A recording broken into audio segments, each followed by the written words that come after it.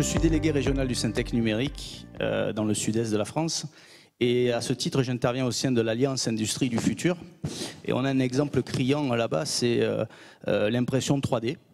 De nombreux acteurs sont en prise directe avec l'industrie aéronautique.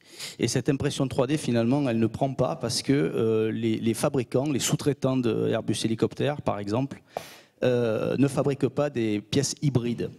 Ils fabriquent des pièces 3D en plastique.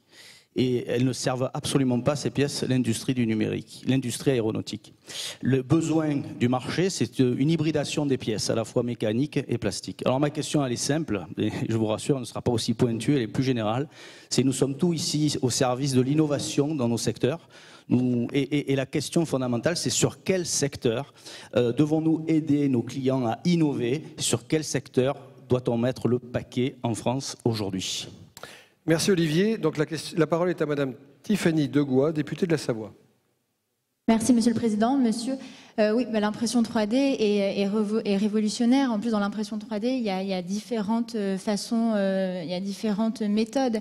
Donc, on rentre dans des choses extrêmement techniques. C'est vrai que, encore une fois, on est dans des innovations qui sont très rapides, ou des grosses structures, même nous au niveau législatif, on a du mal finalement à suivre. Et je pense qu'il faut s'y faire finalement que la technologie nous dépassera toujours. Il faut par contre accompagner, je pense, aussi ces entreprises, qu'elles soient, vous voyez, finalement, les startups ou les PME ETI sont peut-être plus flexibles que ces grosses entreprises-là. Et donc pour répondre plus largement à votre question, je pense que l'impression 3D est révolutionnaire parce qu'elle permet de baisser drastiquement les coûts, une productivité et de permettre toujours d'avoir une production qui est plus locale. On n'a plus besoin de délocaliser. On peut, cette technologie-là, c'est un savoir-faire notamment français, donc ça permet de garder des emplois locaux, même s'il y a encore beaucoup de choses à faire. Après, je vous dirais, dans les domaines où il faut innover, nous en ce moment on fait avec Christine, on a une mission d'information sur la blockchain, qui est une technologie dont on a beaucoup entendu parler ces derniers temps.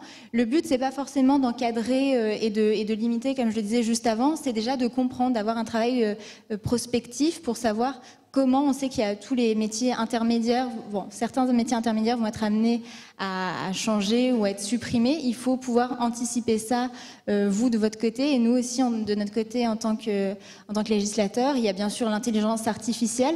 Donc là, il y a les lois bioéthiques qui vont arriver également à l'automne. Donc se pose la question de l'intelligence artificielle qui permet des diagnostics médicaux. Il y a de grosses avancées également là-dedans.